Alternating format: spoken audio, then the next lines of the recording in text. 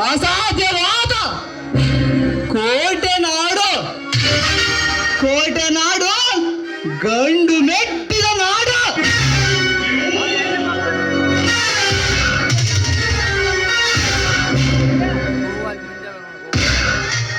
ಸಿದ್ಧ ಪುರುಷರ ಅನುಗ್ರಹದಿಂದ ಕನಕ ವರ್ಷದ ತುಂಬಿದ ಸುಂದರ ಸುವರ್ಣ ಸರೋವರದಲ್ಲಿ ನಾಯಕರಿಂದ ನೆಲೆಸಲ್ಪಡುತ್ತಿದ್ದ ಕೋಟೆ ನಾಡು.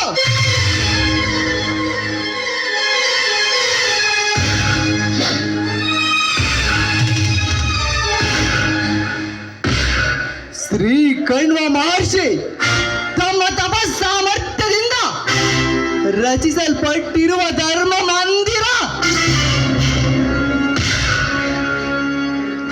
ಆ ದೊಡ್ಡ ಮಾರಿಕಾಂಬ ದೇವಿಯು ಕರುಣೆಯಿಂದ ಕಾಪಾಡುತ್ತಿರುವ ನ್ಯಾಯದ ನೀಲಯ.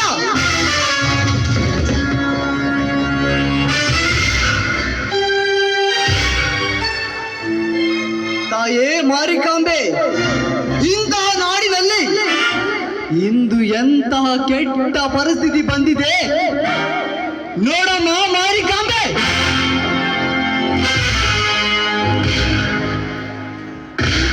ವನ ದೇವತೆಯನ್ನೇ ಕಡಿದು ತುಂಡರಿಸಿ ಬಂದ ದುಡ್ಡಿನಲ್ಲಿ ಈ ಬಡವನ ಒಡಲ ಗುಡಿ ತುಂಬಿಸಿಕೊಳ್ಳಬೇಕಾಗಿದೆ ತಾಯೇ.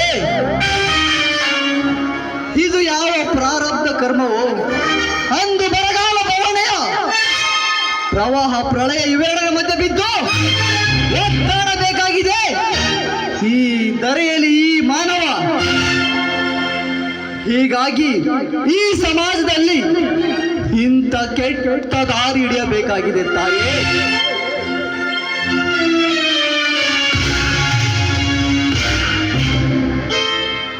ವನ ದೇವತೆಯನ್ನೇ ಕಡಿದರೆ ಮಳೆ ಬಾರದು, ಬರೀ ಬರಗಾಲ.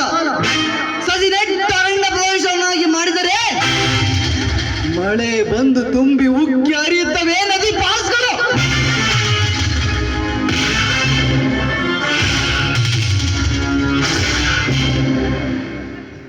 ಹೀಗಾಗಿ ಈ ಸಮಾಜದಲ್ಲಿ ಹೇಗೆ ಬದುಕಬೇಕು ಎನ್ನುವ ದಾರಿಯೇ ತೋರದಂತಾಗಿದೆ ಈ ಕಡು ಬಡವ